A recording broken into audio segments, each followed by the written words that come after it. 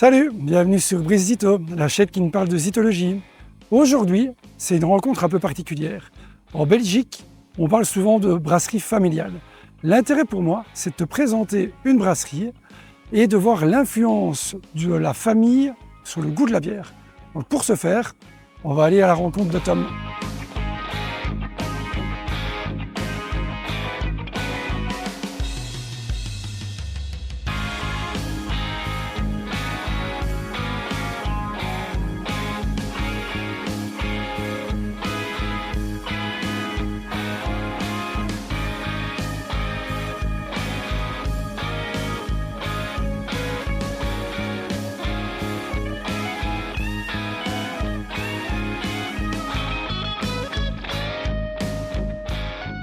Peux-tu te présenter? Je m'appelle Tom, je suis le brasseur ici dans la brasserie de Bellevaux, et je suis aussi le patron ici. Est-ce que tu pourrais nous raconter un peu comment la brasserie a démarré? Et ben c'est mes parents qui ont lancé le projet. C'est un truc que mon père a en réalité toujours voulu faire. Il a eu l'occasion à un moment donné d'acheter le bâtiment. Voilà, c'était vraiment l'idée de faire une petite brasserie. Ton père vient de la région? Non, on est néerlandais à la base. Donc moi je suis né à Waalwijk, c'est près de Tilburg, Eindhoven, dans ce coin-là. Mon père était pharmacien là-bas, il fabriquait des médicaments. Et à un moment donné, l'industrie pharmaceutique est arrivée et proposait des solutions euh, prêtes à l'emploi. Du coup, mon père, qui voulait continuer à fabriquer des trucs, a commencé à brasser à la maison. Et c'est de là qu'a démarré sa passion, non seulement pour boire de bière, parce que ça, il a toujours bien aimé, mais surtout la produire. Et qu'est-ce qui fait qu'il vient s'installer ici dans la région alors? C'était un peu un hasard. Mon père a vendu sa pharmacie à un moment donné, et notre maison faisait partie du lot. Donc on est arrivé ici dans notre maison de vacances. Ah, c'était ça, il avait sa maison de vacances et il a transformé la maison de vacances en brasserie? Non, non, non, c'est une maison, ils avaient toujours là, c'est une maison un peu plus haut. Et c'est en fait quand j'avais 6-7 ans, quand j'allais à l'école, on descendait ici la Foncenale, donc c'est le petit chemin là, qui monte, qu'on passait ici devant cette vieille ferme.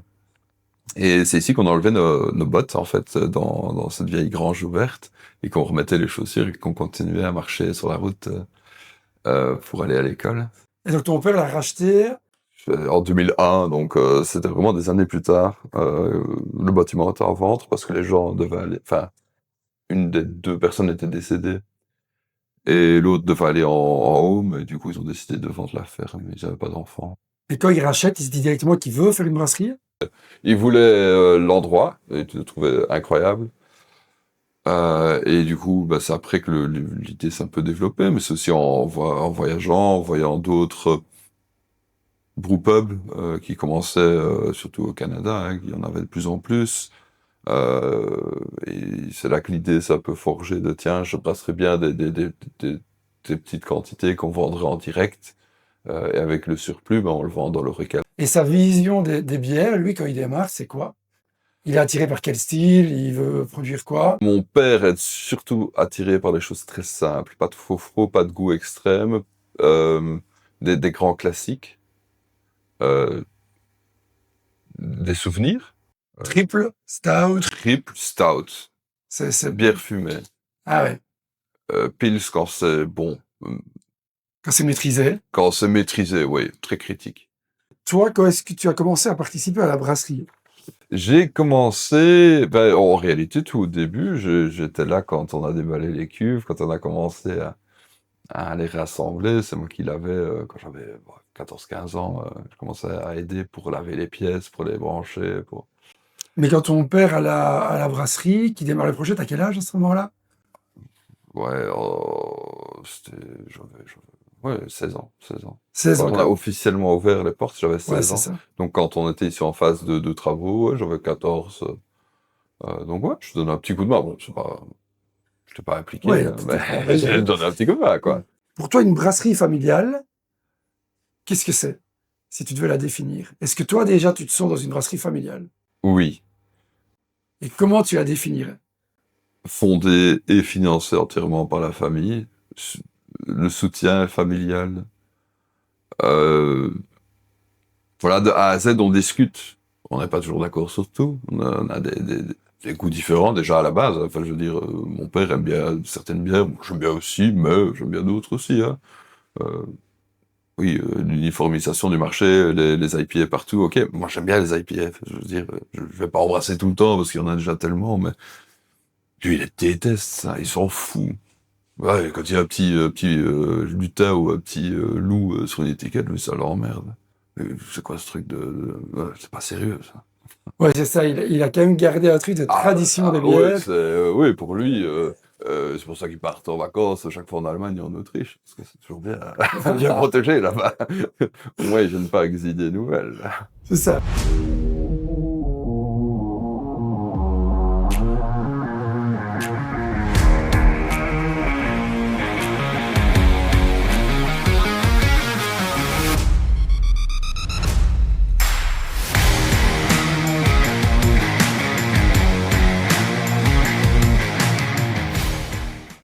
Peux-tu nous dire quand tu as repris la brasserie?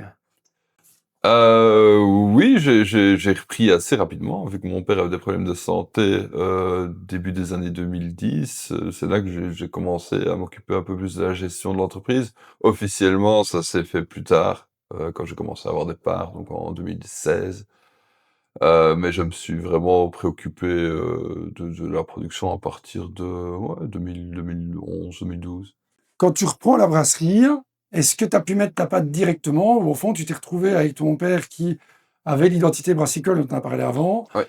Ou est-ce que tu as pu mettre ta patte assez rapidement? Oh, assez rapidement, j'ai fait des trucs moi-même, oui. Vu que j'étais pas spécialement présent, du coup, je commence à faire d'autres trucs, à la triple, par exemple. C'était voilà, un des projets que j'avais entamé à ce moment-là, mais aussi des éditions limitées. Je me rappelle, j'avais fait la Black Gold, donc là, c'était un Imperial Stout barriqué. Et ça, c'était en ouais, 2012, 2013 peut-être. Et la pression de reprendre la brasserie familiale, elle était présente ou pas? Non. Ça s'est fait assez naturellement, vu que tu Ça étais s'est là. fait assez naturellement, oui. Bon, faut être franc, j'étais un peu nulle part dans mes études. J'ai un problème de l'attention, mais ça m'a vraiment... à ce moment-là, je n'étais juste pas capable d'étudier. Le fait de reprendre un boulot manuel. Voilà. Dans lequel j'avais un peu d'expérience, dans lequel je savais que j'avais un certain feeling, même si je ne connaissais pas tout, j'avais quand même participé au projet depuis le début, donc je me suis dit, bah, tu sais quoi, tu peux faire aussi un truc utile qui aide bah, la famille. Hein.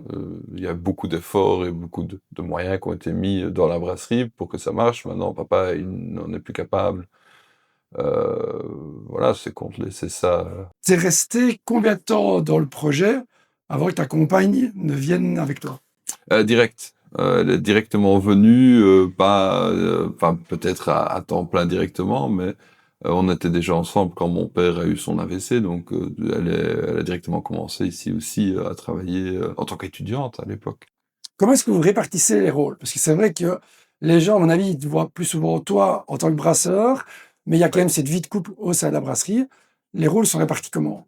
Bah, tout ce qui est organisationnel, ça c'est Céline. Ça, même au sein de la brasserie, même au sein de la production. Et puis de Alors, l'autre dans côté, l'organisationnel, tu parles de donner les dates de sortie de produits, des commandes, de la gestion du personnel ouais, côté bar. voilà. Est-ce que tu peux nous dire combien d'hectos tu brasses à l'année? Environ 1000. Ta salle de brassage, Une disecte. vous êtes combien à travailler dedans? 2. Deux. Pour les 1000 hectos. Et puis, tu as la partie ici débit. Oui. Et vous êtes combien à travailler?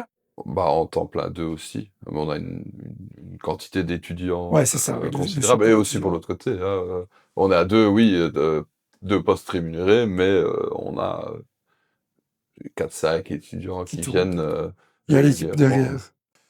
Est-ce que c'est un choix pour toi de rester à cette taille-là ou est-ce que tu pourrais t'imaginer grossir? Ou est-ce que tu dis, au fond, là, par rapport à mon équilibre de vie, je veux rester là? Non, je veux rester là. Ouais. Ok. Si je fais, à ce moment-là, je ferai autre chose. Je ferai un autre projet à côté, un truc parallèle ou carrément différent. Mais non, la brasserie, c'est bien comme ça. Ça tourne, j'arrive à garder la main sur toute la production. J'ai un boulot qui me convient. Des produits qui sont aussi Ouais, aboutis dans le c'est process, ça. sans Et souci. voilà, je pense que faire plus, ce sera jamais mieux. Ce sera probablement même moins bien.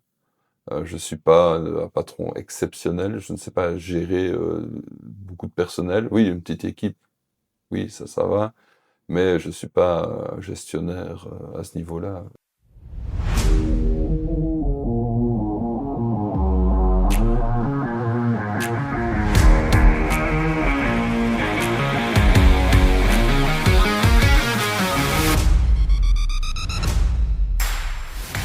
Qu'est-ce que tu penses de cette nouvelle tendance américaine forte, présente, de mettre des bières qui sont tout le temps plus folles les unes que les autres? Je pense que ça va se terminer et qu'il y aura des gens qui auront misé beaucoup là-dessus et qui s'y retrouveront plus, qui auront du volume d'un produit qui ne se vendra pas. C'est une tendance que je comprends pas. Je ne vois pas pourquoi est-ce qu'on irait aussi loin, parce qu'est-ce que le produit est bon? Ben, pas toujours, en fait. Est-ce que tu penses que ça devient aussi de ton héritage un peu familial et de ton père qui est sur des bières classiques maîtrisées? Est-ce que ça a influé une partie de... Oui, quand même. Ça a influé. Oui, il y a une influence. Oui, si. Après, c'est juste aussi un constat. En fait, il faut pas grand-chose pour que tu perdes ta réputation. Ouais, quand on est tout le temps dans le spotlight, ben, il suffit d'un petit pas de travers et ça peut prendre des proportions incroyables. Il y a des brasseries qui voilà, ont super bien marché pendant le Covid, qui ont investi, qui ont continué à faire des brassins éphémères, des trucs complexes, des trucs qualitativement même bien, et qui du jour au lendemain, leur public leur a tourné le dos parce que Ou par lassitude aussi oui, ou par lassitude, tout simplement. Des fois, il n'y a même pas de mauvaise volonté, c'est juste, oh, ouais, non. Je sais pas, on est plus sur autre chose maintenant. Et à ce moment-là, t'as loupé le coche et... En fait, moi, je suis assez content d'avoir une triple, une blonde et une blanche qui se vendent toute l'année, avec un public stable qui, voilà, aime bien de temps en temps découvrir des nouveautés, mais qui aime bien aussi retourner sur des trucs connus et acquis. Et je pense que c'est plus durable. Pas tout le temps refaire des trucs, pas tout le temps essayer de réinventer. Je parlais avec un brasseur qui avait travaillé au Canada. Et ouais, sur une saison, ils doivent sortir 30 bières différentes, chacune plus extrême les unes que les autres. Et à un moment donné, est-ce qu'il y a encore une idée de est-ce que c'est bon? Est-ce que c'est équilibré? Ouais, super, ta bière goûte le hot dog, mais Et ça c'est reste bien, vraiment l'ADN quand même de ta brasserie. C'est cette idée d'avoir des bières typées avec du caractère, mais pas être excentrique pour c'est ça, autant ouais. dans tout ce que tu sors. Oui, Il peut y avoir de la créativité, mais ouais, pas que tu es excentrique. c'est ça. Parce qu'être excentrique juste pour être excentrique, je vois pas l'intérêt. Oui, le premier qui a commencé à faire des bières en tapant des pizzas surgelées dedans, il fallait y penser. Je dis pas que c'est une bonne idée, mais au moins, c'est une idée originale. Après, quand t'es le 20e mec à reproduire le truc, t'es pas excentrique, t'es juste un suiveur. Est-ce que tu as une idée du volume, tu as parlé du volume de production globale de la brasserie, quelle est la partie qui s'écoule directement sur place?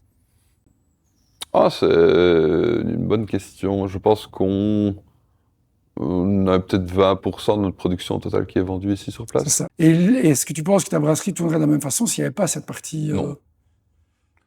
Non, ça ne tournerait pas de la même façon. Parce qu'il n'y a rien à faire. Toi, tu retravailles aussi. Il y a des événements qui s'organisent, Ouais, une fête qui se fait ici.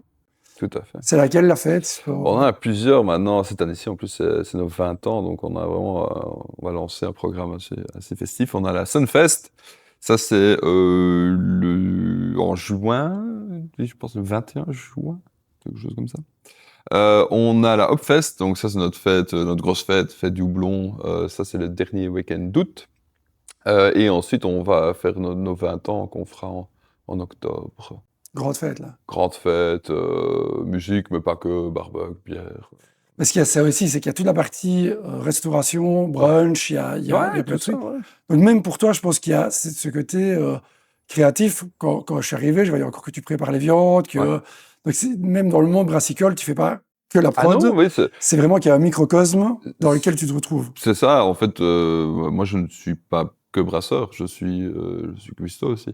une formation de cuisinier, Céline aussi. On fait de la com, on fait des événements. Bon, après, on ne peut pas dire qu'on travaille dans l'événementiel, mais on fait quand même des trucs solides qui attirent quand même à chaque fois du monde. On fait nos designs, nos étiquettes, tout est fait en interne. Les limonades, c'est des produits qui marchent quand même bien pour la brasserie. Ouais, clairement. Tu as une idée du volume que vous faites de limonade? Oui, on doit être sur 400 hectos de limonade maintenant. Ouais, donc tu as 1000 hectos, on parlait en production en bière, Ouais. 400 limonades, donc Ouais. c'est une bonne partie. Ouais. Ça, moi, on en rediscutait en off, je te disais que c'était vraiment intéressant parce que quand on vient en visite en famille, ça permet aussi de ne pas se dire, OK, j'ai une bière de micro et un coca. Ouais. Et donc de quand même rester dans un truc d'idée de craft et d'avoir une typicité, c'est ce qu'on vient chercher, c'est se dire, bah, OK, qu'est-ce qui est proposé par la personne? Et donc ça, il y a quand même une gamme plutôt variée. Tu as combien de limonades?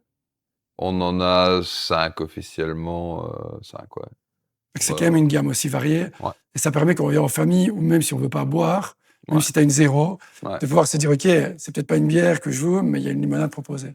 Question par rapport à la famille. On a parlé donc de cette brasserie familiale. On a parlé de ta compagne et de son application. Tu as des enfants?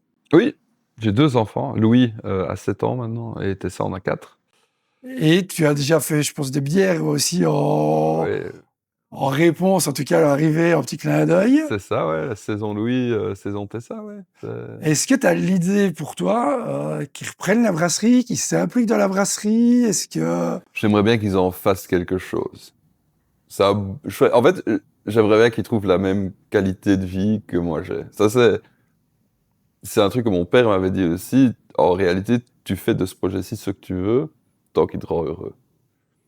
Et donc, s'ils se disent, OK, ça me permet d'être heureux, tu seras un père comblé. Ouais, c'est ça. Une mère comblée aussi, je suppose qu'elle doit être certainement dans la même philosophie. Ah oui, certain, ouais. Et si jamais, ouais, papa, j'ai pas d'accroche avec ça, tu sais, je trouve un boulot en tant que soudeur, ça me convient. Vas-y. Hein.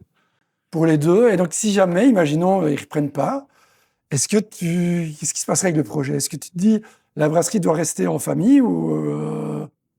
Je ne le vendrai pas.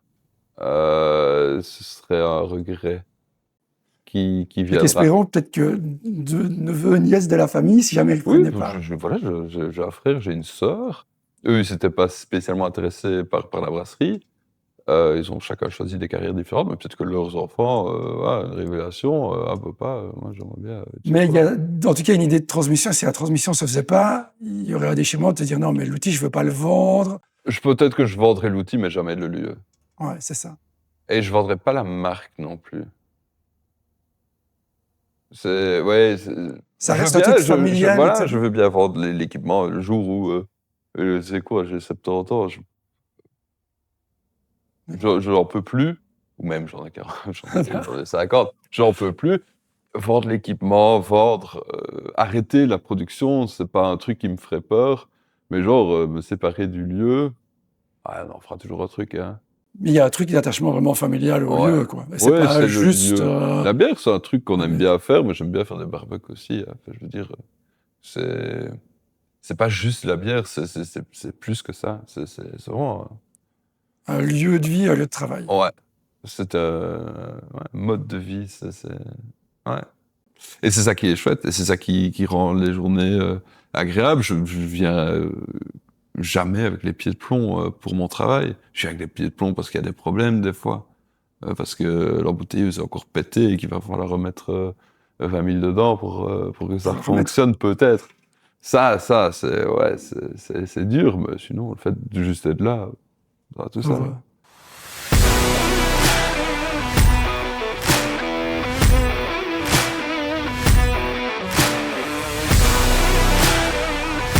Comme tu l'as vu lors de cette rencontre, un projet familial autour d'une brasserie, c'est pas juste faire de la bière. C'est un projet de vie pour les parents, les grands-parents, les petits-enfants. C'est un lieu où viennent les gens pour se rencontrer. Et faire une bière de qualité, c'est permettre ce fluidifiant social. J'espère que ça t'a plu, que tu trouves que les brasseries familiales, c'est pas juste un nom et un gage de qualité, mais bien des rencontres et des familles qui sont derrière. Abonne-toi à la chaîne, à une prochaine. Salut!